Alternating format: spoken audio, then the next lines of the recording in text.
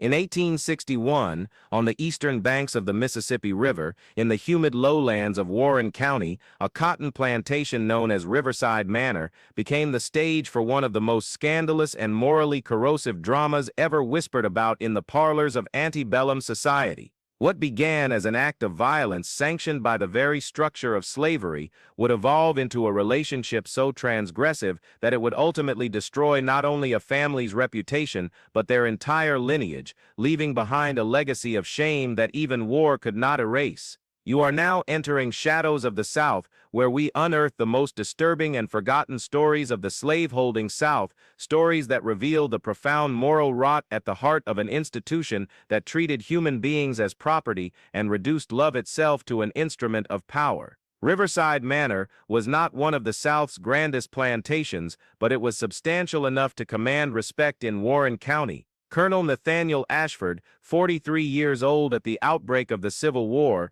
had inherited the property from his father in 1854. The plantation sprawled across 800 acres of fertile Mississippi bottomland, worked by approximately 200 enslaved men, women, and children who tended the cotton fields that generated the Ashford family's considerable wealth. Nathaniel had been educated at the College of William and Mary in Virginia, where he studied law but never practiced, preferring instead the life of a gentleman planter. He was known throughout the county as a man of refined tastes, a collector of books, a subscriber to agricultural journals, and a deacon at the First Presbyterian Church of Vicksburg. His wife, Margaret Ashford, née Beaumont, was 38 years old, the daughter of a prominent Charleston merchant family. She had brought a substantial dowry to the marriage and had borne Nathaniel 3 children, 2 of whom survived infancy. Their son, Richard, was 17 in 1861, already commissioned as a lieutenant in the Confederate cavalry.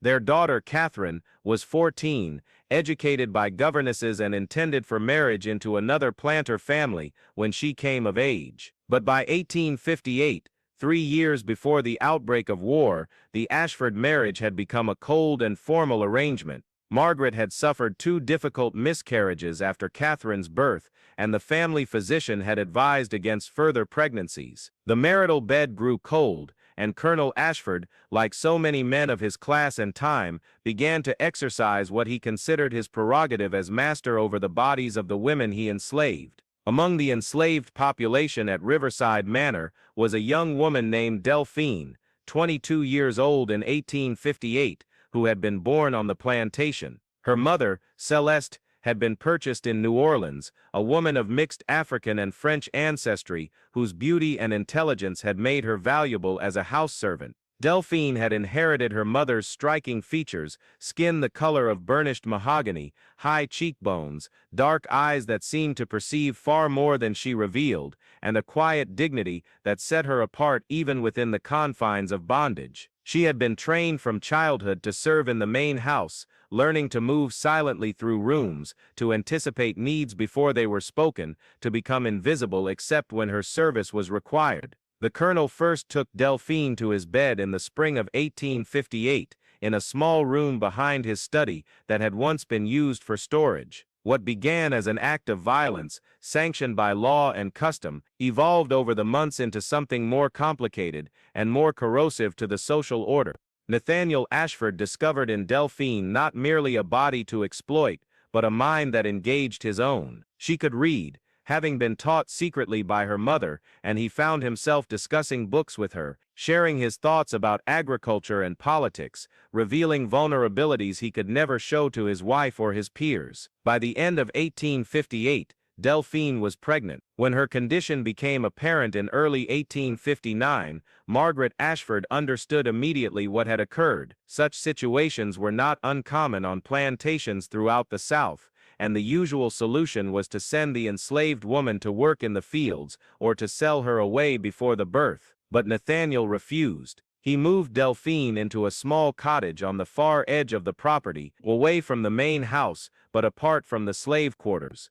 He furnished it with items from the main house: a proper bed, a rocking chair, curtains for the windows, a small writing desk. In June 1859, Delphine gave birth to a daughter. The child was pale-skinned, with loose curls and features that unmistakably revealed her paternity. Nathaniel named her Elodie, a name he had once said he would have given to a daughter by Margaret. He visited the cottage daily, bringing gifts, spending hours with Delphine and the infant. The enslaved community at Riverside Manor watched these developments with a mixture of hope and dread. Some believed that Delphine might somehow protect them from the colonel's harsher impulses, that her influence might soften his treatment of them. Others understood that her elevation made her dangerous, a reminder to everyone of how thoroughly their bodies and futures could be manipulated by those who held power over them. Among the enslaved workers who witnessed this unfolding drama were several who would play crucial roles in what was to come. Jupiter, a field hand in his 30s, who had been Delphine's childhood friend, and who loved her with a devotion he could never express. Patience, an older woman who served as the plantation's midwife and keeper of herbal knowledge. Samuel, the colonel's manservant, who saw everything that occurred in the main house, and carried the burden of that knowledge in silence. And Marie Claire, Delphine's younger sister, who worked in the kitchen and feared what would become of her now that Delphine occupied such a precarious position between slavery and something that almost resembled freedom. By 1860, the arrangement at Riverside Manor had settled into a strange routine that everyone pretended was normal, even as it violated every social convention of the antebellum South. Margaret Ashford maintained her position as mistress of the main house, presiding over dinners and receiving visitors as though nothing had changed, her face a mask of controlled fury that she never allowed to crack in public. Nathaniel divided his time between his official family and his shadow family, between the world that acknowledged him and the world he was creating in secret. Delphine raised Elodie in the cottage, reading to her, teaching her, creating a small protected space within the brutal system that claimed them both as property. The colonel began to make provisions that shocked even his overseer. He deeded the cottage and 5 acres to Delphine in a private document that had no legal standing, since enslaved people could not own property, but which he intended as a declaration of his commitment. He wrote a will, kept in his study, that attempted to free Delphine and Elodie and leave them a substantial sum. He knew such provisions were often challenged and overturned by heirs, but he convinced himself that his intentions would somehow prevail. Pause for a moment and consider this. In a society where love itself became property, where the most intimate human connection could exist only through the framework of ownership, what remained of the soul? The colonel believed himself capable of love, but could love truly exist in the absence of freedom, in the presence of absolute power over another person's very existence? The year 1861 brought war, and with it a disruption of the already fragile equilibrium at Riverside Manor. Richard Ashford rode off to join the Confederate Army, and Margaret retreated further into bitter silence, spending her days with Catherine, reinforcing in her daughter a contempt for her father that would last the rest of her life. The colonel, now 50 years old, was too old for military service, but contributed substantially to the Confederate cause, believing until the very end that the South's peculiar institution would survive, and that his way of life would continue. But the war changed the enslaved population's understanding of what might be possible. Rumors reached Riverside Manor of Union advances, of enslaved people fleeing to Union lines, of proclamations that promised freedom. Jupiter began to organize secret meetings in the woods beyond the cotton fields, where groups of enslaved men and women discussed what they might do when the opportunity for flight presented itself. Patience prepared bundles of dried food and herbs, hidden beneath the floorboards of her cabin. Samuel listened carefully to every conversation in the main house, gathering intelligence about troop movements and Confederate setbacks. It was in the autumn of 1861 that the situation reached its crisis point. Margaret Ashford, driven by decades of humiliation and rage, made a decision that would bring everything crashing down. She invited her brother, Thomas Beaumont, a lawyer from Charleston, to visit Riverside Manor. Thomas arrived in November, ostensibly to discuss family business, but Margaret's true purpose was to force a confrontation that would end her husband's transgression. One evening after dinner, with Catherine sent to her room, Margaret summoned Nathaniel to the parlor where Thomas waited. She demanded that he sell Delphine and the child immediately, that he restore some semblance of order and respectability to the household. When Nathaniel refused, Thomas produced documents that threatened to expose the entire arrangement to church authorities, to the community, to challenge the will, and to have Nathaniel declared unfit to manage the family estate. The argument escalated through the night, voices rising in the elegant parlor, while enslaved servants listened from the hallways, their futures being decided by a conflict between white people who treated human lives as pawns in their domestic warfare. Nathaniel, faced with the prospect of social ruin and the loss of control over his property and his legacy, made a choice that revealed how thoroughly the system of slavery had corrupted even those who believed themselves enlightened. He could not sell Delphine and Elodie, but he also could not openly defy the social order that gave him his power and status. He proposed a compromise that satisfied no one, but allowed all parties to maintain a veneer of respectability. Delphine would be moved back into the main house, officially as Margaret's personal maid, a position that would keep her under Margaret's direct supervision and control. Elodie would be raised as a house servant, her education discontinued, her connection to her father publicly severed.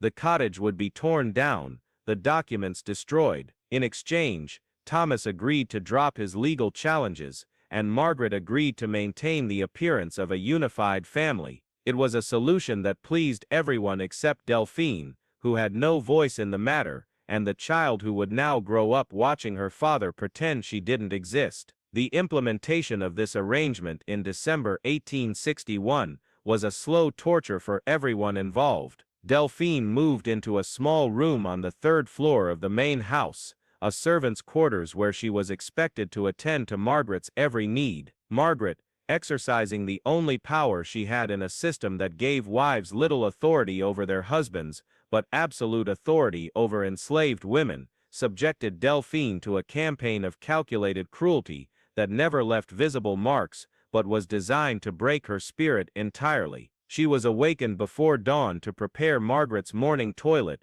forbidden from seeing Elodie, except during work hours, when the child was brought to help in the house, given the most degrading tasks, and reminded constantly that she was property, nothing more. Nathaniel watched this unfold with the helplessness of a man who had created a situation he could not control. He no longer visited Delphine alone, and the intellectual companionship they had shared was replaced by stolen glances in hallways and the shared knowledge of their mutual captivity. If you find yourself troubled by these stories of the American South, stories that reveal the profound human cost of slavery and the moral corruption it inflicted on an entire society, then stay with this channel, Shadows of the South, where we continue to recover these forgotten histories and confront the legacy they left behind. Subscribe to ensure you don't miss future investigations into the darkest corners of our past, stories that must be told so that we might understand how we arrived at where we are today. Consider this. Margaret Ashford was herself a victim of the patriarchal system that enslaved Delphine, trapped in a marriage without legal recourse, dependent on her husband's goodwill for her survival and that of her children. Yet the system gave her one outlet for her rage: absolute power over the enslaved women in her household. Thus did slavery corrupt not only masters but mistresses, turning victims into perpetrators, making everyone complicit in the machinery of oppression. By the spring of 1862, Riverside Manor had become a house of ghosts, everyone moving through their prescribed roles in a performance that convinced no one. Catherine, now 15, understood what was happening even if no one spoke of it directly. She absorbed her mother's hatred and learned to treat Delphine with casual cruelty, practicing the casual violence that mistresses of the plantation South considered their birthright. Elodie, now 3 years old, was too young to understand why the man who had once held her and read to her now walked past without acknowledgement, why she slept on the kitchen floor, while her half-sister slept in a canopied bed upstairs. The enslaved community at Riverside Manor felt the tension radiating from the main house, and understood that the increasingly erratic behavior of their owners meant danger for all of them. Jupiter urged Delphine to flee with him, promising to protect her and Elodie on the journey to Union lines, but Delphine refused, still harboring some hope that Nathaniel would somehow make good on his promises, that the will he had written would somehow ensure her child's future. The war ground on through 1862 and 1863, bringing deprivation and uncertainty. Richard was wounded at Shiloh, but survived and returned home to recover. When he arrived in August 1863, he quickly understood the strange dynamics of the household, and his reaction was immediate and violent. He confronted his father in the study, accusing him of degrading the family name, of dishonoring his mother, of producing a bastard child who polluted the Ashford bloodline. The argument escalated until Richard struck his father, an unthinkable act in a society built on patriarchal authority. Nathaniel, humiliated and enraged, ordered his son from the property. Richard left, but not before making clear his intentions. When the colonel died, he would sell every enslaved person on the plantation, Delphine and her child first of all, and no will would stand in his way. Margaret made no attempt to reconcile father and son, seeing in Richard's rage a vindication of her own. By late 1863, Union forces were advancing into Mississippi, and the Confederate cause was clearly failing. The enslaved population at Riverside Manor began to disappear in small groups, following the routes that had been planned in the secret meetings organized by Jupiter. Samuel left first, taking with him detailed intelligence about Confederate troop positions in the area. Then Patience departed with a group of women and children, using her knowledge of herbs and healing to support the group on their journey. Marie Claire fled in November, trying one last time to convince her sister to come with her, but Delphine still refused to leave. Jupiter remained, watching over Delphine from a distance, waiting for the moment when she would finally accept that there was no future for her or her child at Riverside Manor.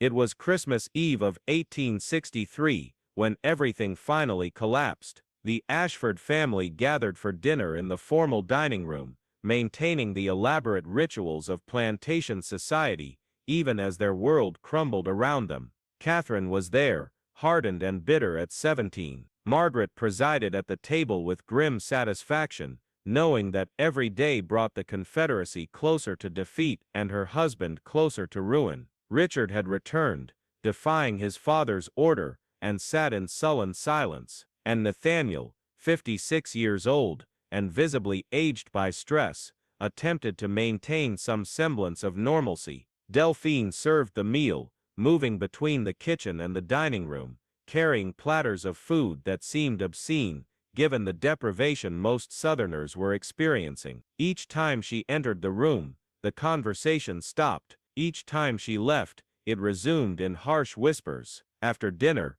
Nathaniel retreated to his study. What happened next was reconstructed from the testimony of Jupiter, who was working in the stable and heard the gunshot, and from the note found on the colonel's desk. Nathaniel Ashford had spent the evening writing letters, one to Richard, apologizing for bringing dishonor to the family name, and releasing him from any obligation to honor the will that attempted to free Delphine and Elodie, one to Margaret, asking forgiveness and leaving her all property and assets, one to Catherine, advising her to marry well and forget everything she had witnessed at Riverside Manor, and one to Delphine, explaining that he had believed himself capable of love, but had come to understand that what he had created was not love, but another form of bondage, that he had destroyed everyone he claimed to care for, and that his only remaining act of mercy was to remove himself from their lives. He used a pistol that had belonged to his father,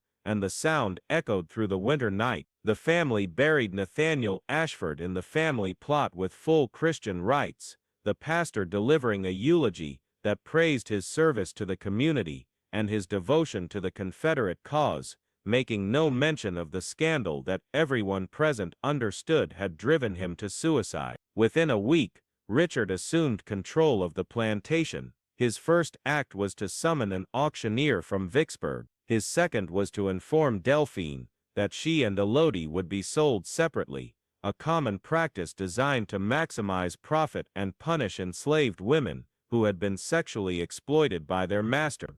Margaret made no attempt to intervene. Catherine watched the preparations with cold satisfaction, learning the lesson that would define her life, that power demanded the willingness to inflict suffering without remorse. But Jupiter had also been preparing. On the night before the auction was scheduled to take place, he came to the main house for Delphine and Elodie. The house was dark, most of its inhabitants exhausted by grief and rage. He found Delphine in her third-floor room, finally ready to leave, finally understanding that the promises made to her had been as empty as all the other lies slavery had told.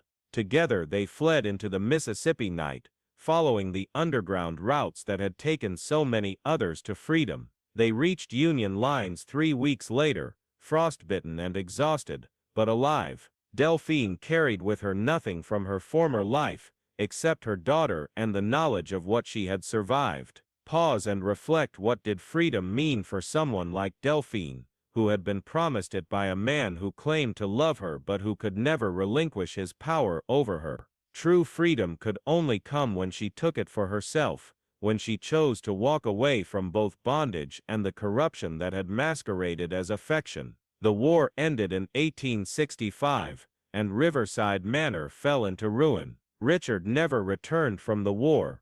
He was killed in one of the final pointless skirmishes in Alabama. Margaret and Catherine moved to Vicksburg, living on the sale of property and land, their names still respected but their fortune diminished. Margaret died in 1871, never having spoken publicly about the scandal that had destroyed her marriage. Catherine married a Confederate veteran, a man as damaged and bitter as she was, and they produced no children, ending the Ashford line in Mississippi. The plantation itself was eventually sold to pay debts, divided into smaller farms, the main house left to decay until it burned under mysterious circumstances in 1879. Delphine and Elodie settled in Ohio, where Delphine worked as a seamstress, and Elodie received an education that her father had promised but never delivered.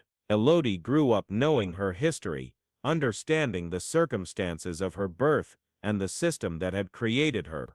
She became a teacher, dedicating her life to the education of formerly enslaved children, and she lived until 1931, long enough to see the beginnings of the civil rights movement, and to understand that the freedom her mother had seized in that flight from Mississippi was only the first step in a much longer journey toward justice. Jupiter remained with them, and though the historical record is unclear about the exact nature of his relationship with Delphine, he was present in Elodie's life, a stable figure who offered the protection and devotion that Nathaniel Ashford's claimed love had never provided. The story of Riverside Manor is one of hundreds, perhaps thousands, that played out across the antebellum South, each one a testament to the moral devastation of slavery. Nathaniel Ashford believed himself enlightened, believed that his feelings for Delphine elevated him above the crude exploitation practiced by other slaveholders, but he could never escape the fundamental truth that love cannot exist in the presence of absolute power, that intimacy without freedom is simply another form of violation, that every kindness he offered Delphine was tainted by his ownership of her body and her child. His suicide was an act of cowardice, not redemption, an escape from the consequences of his own actions rather than an attempt to make amends. Margaret Ashford's tragedy was different, but no less profound. She was given power over Delphine, not as a path to freedom, but as compensation for her own powerlessness, and she used that power to inflict the same kind of suffering she herself had experienced. The system of slavery corrupted everyone it touched, creating chains of trauma that passed from master to mistress to enslaved person, ensuring that everyone participated in the machinery of oppression even as they suffered under it.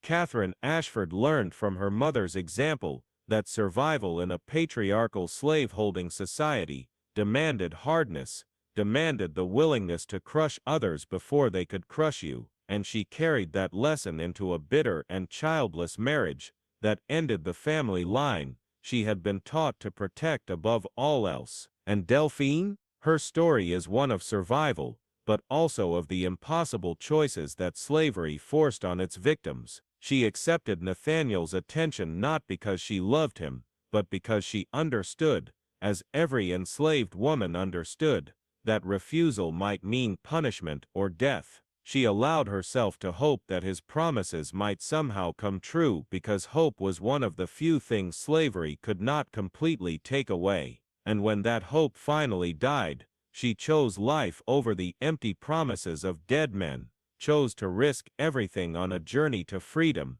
rather than wait for a system that had never intended to free her to somehow change its nature. Her choice to flee saved not only her own life, but her daughter's future, breaking the cycle of bondage that had claimed her mother and grandmother before her. The Civil War ended slavery as a legal institution, but the moral and psychological damage it inflicted continued to poison American society for generations. The children born of rape and coercion, the families torn apart, the lies told and believed, the casual violence and systematic dehumanization, all of these created wounds that never fully healed. Places like Riverside Manor disappeared from the landscape, burned or torn down or subdivided, but the stories remained, passed down in whispers, recorded in fragments in courthouse records and family papers, waiting to be recovered and understood. What does it mean to love in the absence of freedom?